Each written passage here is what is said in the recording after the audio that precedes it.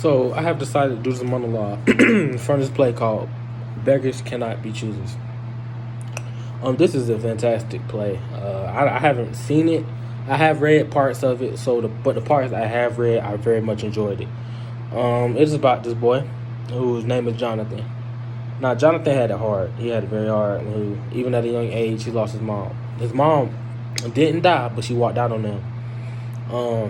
So right then and there, that's a major loss. That can affect the character just about almost anybody drastically. So all through the story, you see that Jonathan is trying to adapt to his environment. He hang around these three friends called Jason, Tony, and Marcus. They are bad role models of his friends he hang out with, who he got to hang out with. He ain't got nobody else. So he do have a father, and his father is in his life, but his father gives him no attention whatsoever. And through this story, you see that he urges his father for attention, or just to talk, or just to have a simple conversation, but the father's not interested. So, so his dad is a mine. He work in a mine, and so he come home from work very tired, and just very tired. So his son one day wants to have a conversation with him, and the conversation was telling him that he got locked up, but his father shows no type of concern or anything.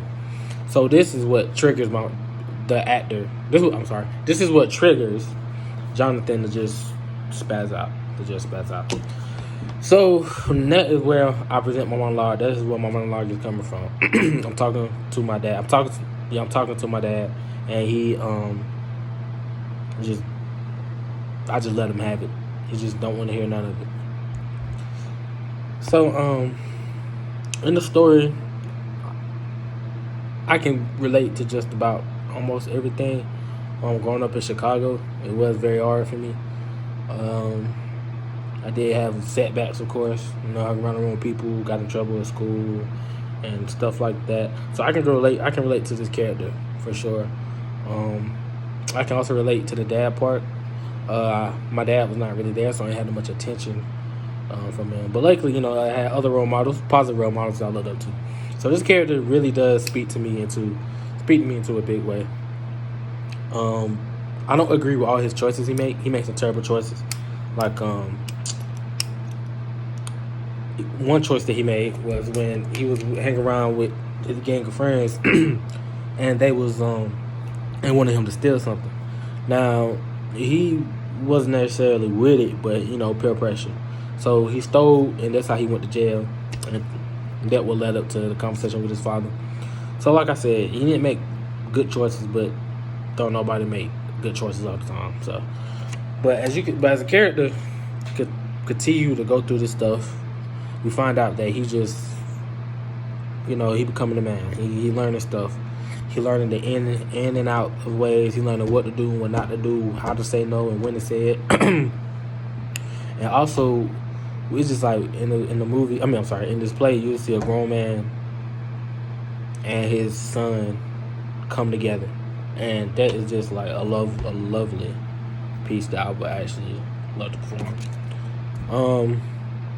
For my analysis, I decided to dig deep into this character and see what he necessarily, like the choices he would make, or the choices that he didn't make, and why he didn't make it.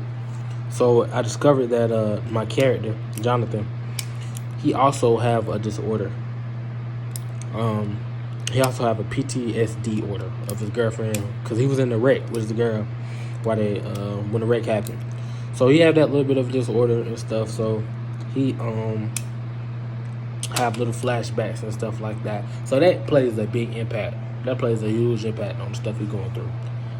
But this story, I absolutely love it. I absolutely love it at all. I love it.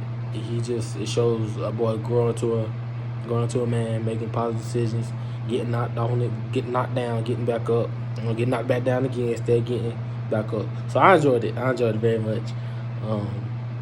But yeah, though, so fantastic script.